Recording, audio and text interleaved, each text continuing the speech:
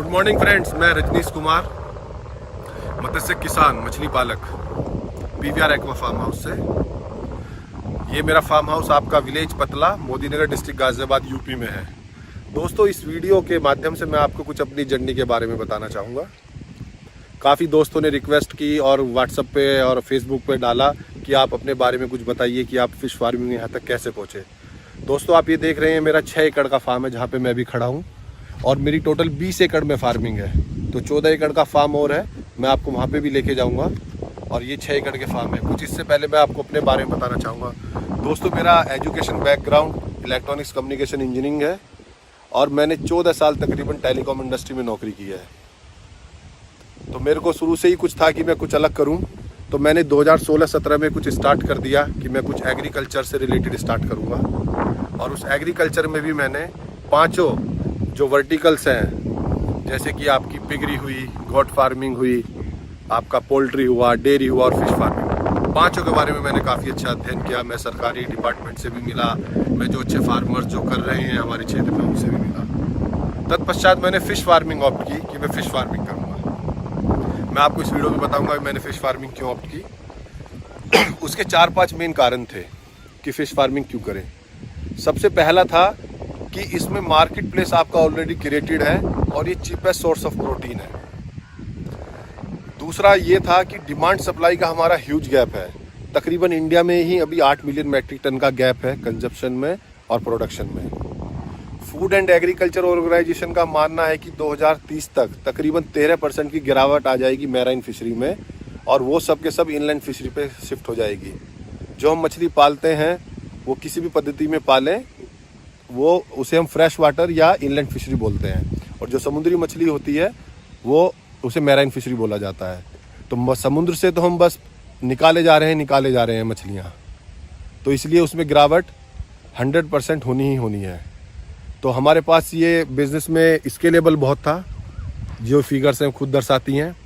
तकरीबन south east Asia और Africa में तकरीबन 49% लोग 50% प्रोटीन के लिए फ़िश खाते हैं।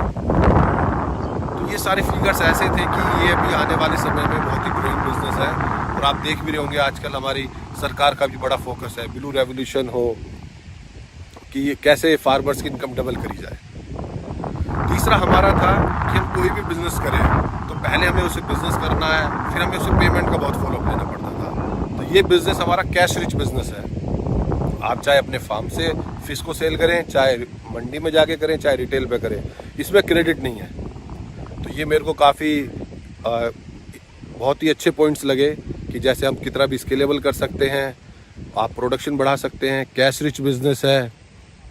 तो ये 3-4 मेन पॉइंट थे कि जिसके कारण मेरे को लगा कि ये fishery business is good comparison to आपकी नॉर्मल फार्मिंग। आपकी नॉर्मल फार्मिंग जो एग्रीकल्चर फार्मिंग है, जैसे मेरे यहाँ पे शुगर केन और वीट ज़्यादा होती है, तो मिनिमम उससे 4 से 5 टाइम्स इसमें आपका प्रॉफिट भी ज़्यादा है।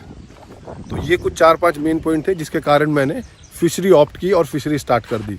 दोस्तों, मैंने जिस फार्म पे मैं हूँ 6 एकड़ से स्टार्ट की, और मैंने काफ़ी सारे कंसल्टेंट्स हायर किए, उनसे कंसल्टेंसी भी फीस भी पे करी। मैं किसी का नाम नहीं लेना चाहूँगा, लेकिन वो बोलते हैं कि जब तक आप पानी में खुद नहीं उतरोगे तो आप उसकी गहराई नहीं नाप पाओगे।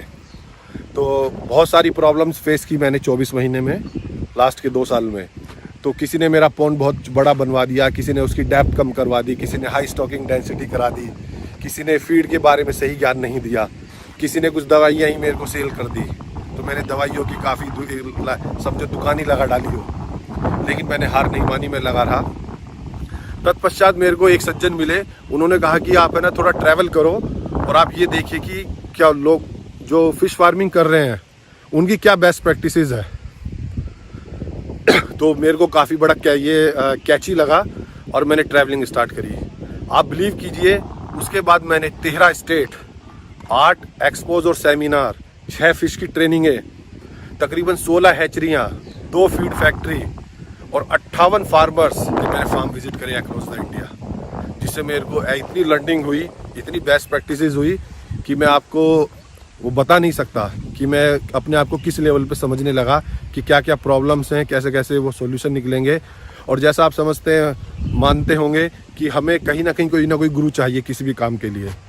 तो मैंने भी जो 58 फार्मर्स के फार्म विजिट करे, मैंने भी उनमें से एक गुरु बना लिए अपने, और मैं अब उन्हें फॉलो करता हूँ। कि चाहे मेरी कोई भी प्रॉब्लम हो, चाहे किसी भी रिलेटेड कोई भी इशू हो फिश फार्मिंग से रिलेटेड, मैं उनसे कंसल्ट करता हूँ। क्योंकि गुरु बिना तो ज्ञान भी अधूरा है और गुरु बिना आपका चलना भी अधूरा है। चाहे वो द्वापर युग हो चाहे त्रेता युग, तो ये तो कलयुग है, तो गुरु तो आपको चाहिए ही। क्योंकि मेरी फिशिंग बैकग्राउंड तो था नहीं कि मैंने BFSC MFSC या PhD की हो फिशरी में, लेकिन मेरे को ये पता था जो मैं कर रहा हूँ बड़ी शिद्दत के साथ कर रहा हूँ दोस्तों। तो मैंने फ़िश फार्मिंग स्टार्ट की और मैंने धीरे धीरे 6 एकड़ से 12 एकड़ और अभी 20 एकड़, दूसरे फार्म पे 6 एकड़ मेरा फार्म डेवलप है, 8 एकड़ में डेवलप करा रहा हूँ। यहाँ पे मैं इस फार्म पे आप देख रहे होंगे, यहाँ तकरीबन मैं 1 लाख फंगास कल्चर करता हूँ। जो 1 लाख फंगास है उसके लिए मेरे 5 ग्रो आउट पॉन्ड है और 4 नर्सरी पॉन्ड है। आप मेरे फोटो में पीछे देख रहे होंगे कि एक काफ़ी बड़ी शेड आ रही है।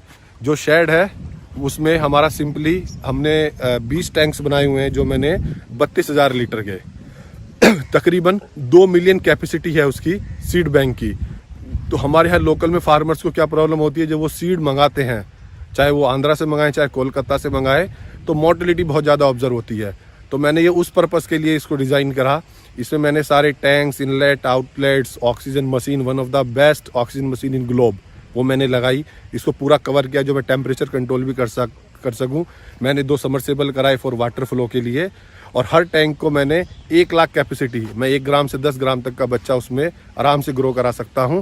और तत्पश्चात उसको मैं ग्रो आउट में शिफ्ट करूंगा या फिर मैं उसको अपनी सिंपली सेल कर दूंगा अपने नियर बाय फार्मर्स को। तो दोस्तों ये पूरी शेड आप देख रहे होंगे, इस शेड का यही मेरा पर्पज़ है कि मेरा ग्रो आउट को मेरे सपोर्ट करे और मेरी रोटेशन बनी रहे। क्योंकि हमारे यहाँ पे ठंड में केवल 9 महीने ही होते हैं कल्चर के, बाकी तो ठंड में निकल जाते हैं। तो दोस्तों अब हम बात करते हैं कि मेरा क्या विज़न और क्या फोकस था इसके पीछे करने के लिए। दोस्तों मिशन मेरा था इसमें सिंपली कि मैं डाइवर्सिफिकेशन लेके आऊँ एग्रीकल्चर में और उसे इंटीग्रेशन लेके, और मेरा विज़न है कि मैं आने वाले डाउनलाइन 4 साल में तकरीबन 100 एकड़ फार्मिंग करूं। फिश फार्मिंग 100 एकड़ तकरीबन करूं मैं, आपकी पोली कल्चर फार्मिंग, और 100 एकड़ में मैं अपना इंटीग्रेशन फार्मिंग, चाहे वो पोल्ट्री हो चाहे वो डेयरी हो, पार्शियली इंक्रीज करूं। तो my total vision in 4 years 300 एकड़ फार्मिंग इन कम्युलेटिव, जिससे हमारे क्षेत्र का नाम भी हो और जिसमें हम अपने सेगमेंट में ना डाइवर्सिफिकेशन भी लेके आए। जैसे इस बार हमने देखा कोरोना आया तो सब के सब जो पोल्ट्री वाले थे उन्हें काफ़ी नुकसान बियर करना पड़ा।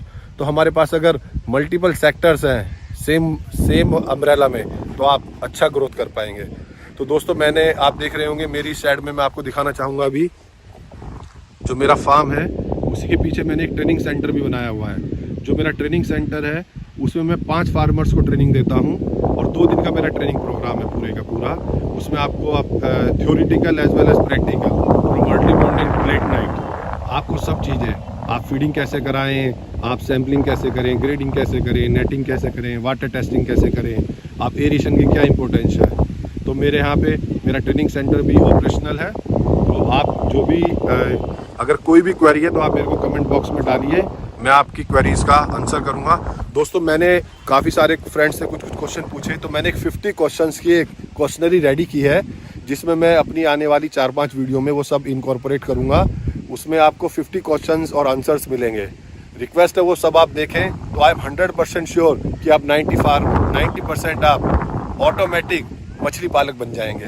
दोस्तों बने रहिए अपने PVR Aqua यूट्यूब चैनल पे फॉर रेगुलर अपडेट्स, और इस क्वेश्चनरी को मिस ना करें। Thank you.